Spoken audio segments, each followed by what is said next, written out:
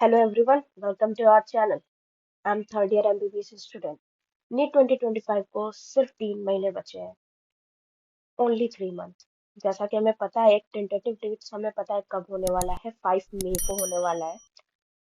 तो अब आज है फेब्रवरी, तो हमारे पास सिर्फ 3 महीने हैं नीट के लिए। तो हमारी क्या ऐसी स्ट्रेटेजी हो कि हम एक अच्छा मार्क्स स्कोर कर सके और गवर्नमेंट मेडिकल कॉलेज को पा सके। 680 प्लस या 650 प्लस तक आराम से आ सकता है अगर आप इस स्ट्रेटेजी को फॉलो करोगे। पूरा वीडियो एंड तक देखना, फॉर श्योर 100% के आपके काम आने वाला है और आपके स्कोर को 200 से 300 मार्क्स बढ़ा देगा। फिलहाल तो तुमको ये देखना होगा, अपना एक टेस्ट लो। ठीक है, एक टेस्ट लो, मॉक पेपर दो, कोई भी, नीट का ही दो, कोई पीवाईक्यू लो और पूरा दो, किसी भी ईयर का लो पूरा नीट का पेपर और दे दो। और अपना मार्क्स देखो और उसको एनालाइज करो कि तुम्हारे मार्क्स कितने आ रहे हैं। उसके बाद तुम डिसाइड करोगे कि तुमको प्रिपरेशन कैसे करनी है। इस टाइम पे कोई भी जीरो लेवल पे नहीं होगा, ये मैं मान के चल सकती हूँ। और अगर कोई जीरो लेवल पे है तो उसके लिए एक अलग वीडियो हम बना देंगे और अपलोड कर देंगे, उसको देख लेना तुम लोग। ठीक है, अब तुम्हें दूसरा टेस्ट ये लेना है कि क्या तुम्हारा सिलेबस कंप्लीट है या नहीं। तुम्हारा सिलेबस कंप्लीट नहीं है तो भी तुम्हें मॉक पेपर देना है, और अगर कंप्लीट है तो मान लो वेरी गुड, बहुत अच्छे। लेकिन जरूरी थोड़ी ना कि अगर सिलेबस मेरा कंप्लीट है तो हमको सब कुछ याद ही है, ये भी चीज देखना होता है। ओके, और तीसरा चीज है कि क्या तुमने रिवीजन कितने बार किया है। ठीक है, मतलब what is your stage right now, ये बहुत मैटर करता है। जैसे तुमने सिलेबस कंप्लीट कर लिया है, एक बार रिवीजन कर लिया है, तो मॉक पेपर भी देने लगे हो, तो योर स्टेज डिफाइंस। ठीक है, कि तुम कहाँ पे इस टाइम पे एग्जिस्ट करते हो। जैसा मैंने कहा कि तुम्हारा लेवल क्या है, ये तुमको जानना बहुत ज्यादा जरूरी है। उस हिसाब से तुमको गाड़ी चलानी होगी। अगर तुम जानते हो कि तुम्हारी गाड़ी अभी 20 की स्पीड से चल रही है और तुमको 60 की स्पीड को अचीव करना है, तो तुमको गियर चेंज करना पड़ेगा। इस चीज को समझ में आ रहा है? इस चीज को समझना बहुत ज्यादा जरूरी है। अब देखो, जैसे कि हमारे पास फेब्रवरी, मार्च, अप्रैल, सिर्फ 3 महीने बचे। अगर तुम अपने आप को जीरो लेवल से थोड़ा ऊपर मानते हो तो तुमको सिर्फ ये पैटर्न फॉलो करना है एक अच्छे गवर्नमेंट मेडिकल कॉलेज में जाने के लिए। और फॉर श्योर तुम एक अच्छे मार्क्स को ले आओगे, 600 प्लस और 650 तक ले आओगे खींच के, अगर इस चीज को लास्ट के 3 महीने में फॉलो कर लिए। क्योंकि लास्ट का 3 महीना is the key for the selection. तो हमको फेब्रवरी और मार्च में क्या करना है, पहले तो इस 2 महीने में हमें सिलेबस को कंप्लीट करना है। लाइक सपोज करो कि तुमने एक बार सिलेबस खत्म कर दिया है। ठीक है, तुमने एक बार सिलेबस खत्म कर दिया है, तो पक्का तुमको इस 2 महीने में सिलेबस खत्म करने में टाइम नहीं लगेगा। ये तुम्हारे लिए क्या हो जाएगा, रिवीजन का काम करेगा। और अगर तुमने अभी तक सिलेबस खत्म नहीं किया है तो ये 2 महीना तुम्हारे लिए चेकलिस्ट पॉइंट है, जिसमें तुमको सिलेबस खत्म करना ही करना है, कैसे भी। समझ में आ रहा है इस चीज को? तो क्या काम है तुम्हारा, फेब्रवरी और मार्च में तुमको सिर्फ दो काम है कि एक तो हमको सिलेबस को कंप्लीट करना है जितना जल्दी हो सके, और उसके साथ साथ तुम्हें क्वेश्चंस प्रैक्टिस करते हुए चलना है। आगे मैं तुमको सब्जेक्ट वाइज तुमको कैसे फॉलो करना है मैं बताऊंगी, पूरे वीडियो को एंड तक जरूर देखना। जैसे मैंने कहा कि अगर तुम्हारा सिलेबस कंप्लीट है तो तुमको रिवाइज करना है। ठीक है, जिससे तुम्हारा कॉन्फिडेंस क्या होगा, बूस्ट अप होगा। अगर तुम्हारा सिलेबस कंप्लीट है तो तुम 1 महीने में एक बार तो रिवाइज कर ही सकते हो पूरा पूरा अपना सिलेबस। ठीक है, तो 2 मंथ का टाइम है, मतलब तुम 2 बार रिवीजन कर लोगे पूरा पूरा। तो इससे तुम्हारा कॉन्फिडेंस जो है ना बहुत अपलिफ्ट करेगा, इस चीज को समझो। ठीक है, फिर लास्ट के अप्रैल महीने में क्या करना है देखो, डेली तुमको एक मॉक पेपर देना है और रिवीजन करना है। डेली एक मॉक पेपर का मतलब होता है कि 30 मॉक पेपर्स। और 30 मॉक पेपर्स का मतलब होता है कि तुम कितने ज्यादा क्वेश्चन लगाओगे, तुम कितनी सारी गलतियां करोगे, उसको करेक्शन करोगे। तो मॉक पेपर से तुम अपने आप को एनालाइज करते हो। ठीक है, जिससे तुम्हारा मार्क्स जो होता है ना, वो इंक्रीज करता है। कब, नीट के पेपर में। देखो एक चीज जानो, जब तुम क्वेश्चन प्रैक्टिस करते हो तब तुम्हें पता चलता है कि इस टॉपिक से क्वेश्चंस आ कैसे सकते हैं। ठीक है, रादर तुम किसी चीज को रट रहे हो लेकिन तुम्हें पता ही नहीं है कि उससे क्वेश्चन कैसा बनेगा, तो वेस्ट है।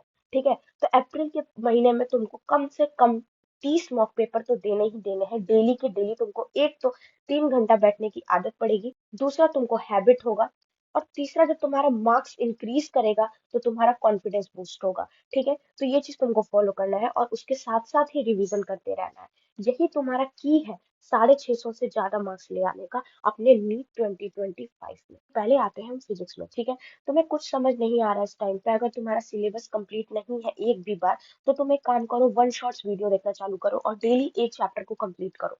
डेली एक चैप्टर, और तुम्हारा इजिली 1 महीने में तुम्हारा पूरा सिलेबस खत्म हो जाएगा अगर तुम एक शॉर्ट वीडियो देखते हो रोज, ठीक है।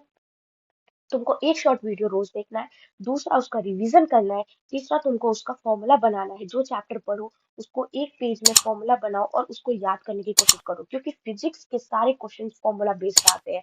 मोस्ट ऑफ द क्वेश्चन तुम्हारे जस्ट फॉर्मूला रखोगे और आंसर पा जाओगे, ज्यादा दिमाग लगाने की जरूरत नहीं है। तो तुम फॉर्मूला अगर याद करके गए हो तो तुम्हारा 120 प्लस फिजिक्स में इजिली आ रहा होता है। उसके बाद तुम दिमाग लगा के इसको 150 प्लस तक ले आ सकते हो, ठीक है। तो ये काम तुम्हें करना है कि वन शॉट वीडियो देखना है, रिवीजन करना है, फॉर्मूला बनाना है और उसको लर्न करना है रोज के रोज, और उसका रिवीजन करना है।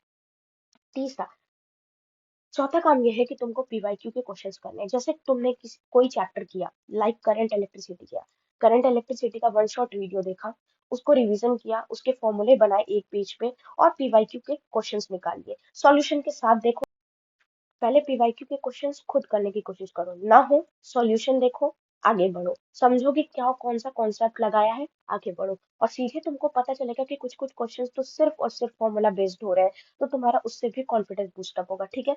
पीवाईक्यू वाले काम ऐसे करना है।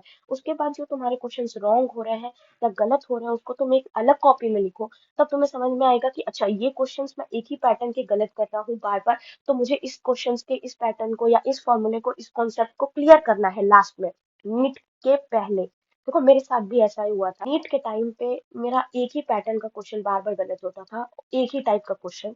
तो मैं उसको एकदम रट के गई थी, ठीक है, देख ली थी, अपने कॉन्सेप्ट को एकदम क्लियर कर ली थी, और वैसा ही नीट में क्वेश्चन आया था और मैं बहुत अच्छे से वो क्वेश्चन करके आई थी। तो ये बहुत मैटर करता है कि आप अपने गलत हुए क्वेश्चंस को, उसके कॉन्सेप्ट को समझ के जाए। अगर वो नीट में आ जाए तो वो आप एकदम अच्छे से करके आए, ठीक है। अपने वीक पॉइंट को समझो, अपने वीक चैप्टर्स को समझो, उसको अच्छे से करने की कोशिश करो, ठीक है। वीक पॉइंट, वीक चैप्टर्स को समझना बहुत जरूरी है और उसको अच्छा करना भी बहुत जरूरी है नीट में नंबर इंक्रीज करने के लिए। केमिस्ट्री, केमिस्ट्री का भी तुमको उसी तरीके से फॉलो करना है, वन शॉट वीडियो देखना है। ऑर्गेनिक इनऑर्गेनिक के लिए तुम एनसीईआरटी उठाओ, अगर तुम अभी तक नहीं उठाए हो, तुम एनसीईआरटी अभी भी उठा सकते हो। एक बार रीड तो मार ही सकते हैं, क्योंकि देखो एनसीईआरटी से सीधे सीधे क्वेश्चंस बना के देता है, ठीक है। तो तुम्हें एनसीईआरटी एक बार उठानी पड़ेगी, ठीक है। पीवाईक्यू के क्वेश्चंस प्रैक्टिस करो। इनऑर्गेनिक और ऑर्गेनिक के पीवाईक्यू के क्वेश्चंस प्रैक्टिस करने में टाइम भी कम लगेगा और जल्दी जल्दी होगा और कॉन्फिडेंस बूस्ट हो। जो गलत हो रहा है उसको लिखो एक कॉपी में और रात में रिवाइज करके सो उस क्वेश्चंस को, और उसको देख के सो। PYQ with solutions, physical chemistry. Physical chemistry में क्या करना है, सॉल्यूशन के साथ ही पीवाईक्यू करो, ताकि तुमको सॉल्यूशन ढूंढने में टाइम ना लगे, क्योंकि इस टाइम पे हमारे पास टाइम बहुत कम है, ठीक है। तो हमें टाइम वेस्ट करने से बचाना है। जैसे हमने क्वेश्चन पढ़ा, हमसे हो गया क्वेश्चन, आंसर आ गया, वेरी गुड, आगे नेक्स्ट क्वेश्चन पे बढ़ो। क्वेश्चन पढ़ा, नहीं आया, उसका सॉल्यूशन देखो, उसके कॉन्सेप्ट को देखो, समझो, आगे बढ़ो। इससे तुम्हारा टाइम बचेगा, ठीक है। और रिवाइज तो बहुत ज्यादा करना पड़ेगा तुमको केमिस्ट्री में याद करने के लिए, क्योंकि इनऑर्गेनिक और ऑर्गेनिक में क्या चाहता है, तुम्हें याद करने की कैपेसिटी चाहिए, रट्टाफिकेशन होना चाहिए, रट्टाफिकेशन होना चाहिए, ठीक है। इस चीज को समझना पड़ेगा। अपने वीकेस्ट पॉइंट को देखो और उसको स्ट्रॉन्ग करो, ठीक है। अपने वीकेस्ट पॉइंट को स्ट्रॉन्ग करो। डेली शॉर्ट्स वीडियो देखो, अगर तुम लोग कहोगे तो केमिस्ट्री के मैं डेली शॉर्ट्स वीडियो अपलोड कर दूंगी जो तुम्हारी हेल्प करेगा, या जो तुमको लर्न करना है ना, मैं अपने चैनल पे रोज एक शॉर्ट वीडियो अपलोड करूंगी जिससे तुम लोग को हेल्प होगी। बायोलॉजी का तो एक ही की है, एनसीईआरटी पढ़ो, एनसीईआरटी पढ़ो, एनसीईआरटी पढ़ो, जितनी बार एनसीईआरटी पढ़ सकते हो उतनी बार पढ़ो। एनसीईआरटी को इस लास्ट के 3 महीना में कम से कम तुमको 20 से ज्यादा बार पढ़ना है, ठीक है। सिर्फ रीडिंग करनी है, याद नहीं करना है बैठ के कि हम एनसीईआरटी को याद करने लगे, नहीं। अगर तुमको लगता है कि एक बार एक चैप्टर को समझना जरूरी है, तो तुम वन शॉट चैप्टर वीडियो देख लो, सबके अवेलेबल है यूट्यूब पे, ठीक है।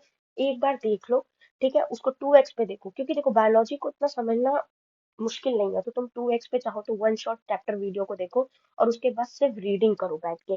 जितनी ज्यादा रीडिंग करोगे उतना चीज तुमको याद रहेगा, क्योंकि एनसीईआरटी के लाइन से क्वेश्चन बनता है, तुम याद नहीं कर सकते पूरी पूरी एनसीईआरटी की बुक को। तो तुम्हें जरूरी है कि तुम कितनी बार रीड किए रहो, तो तुम्हारे माइंड में वो चीज ना फिट हो जाती है पिक्टोरियल के फॉर्म में, कि अच्छा ये चीज कहीं एनसीईआरटी में लिखी है, तो तुम तुरंत आंसर को टिक करोगे और आगे बढ़ जाओगे, ठीक है।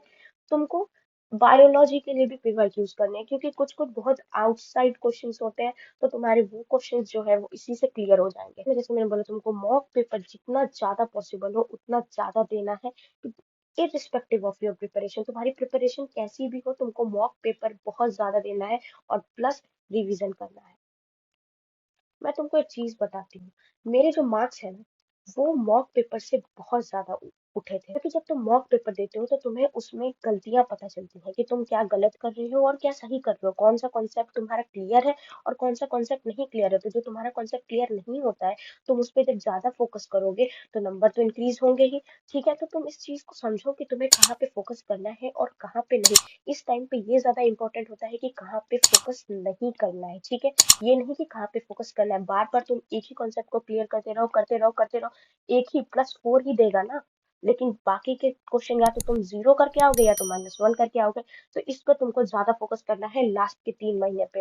अपनी एड़ी चोटी लगा दो और 3 महीने में नीट 2025 क्रैक कर दो। बहुत इजी है, बस तुमको डिसिप्लिन रहना पड़ेगा, कंसिस्टेंट रहना पड़ेगा और अपने मोटिवेशन को हाई रखना पड़ेगा।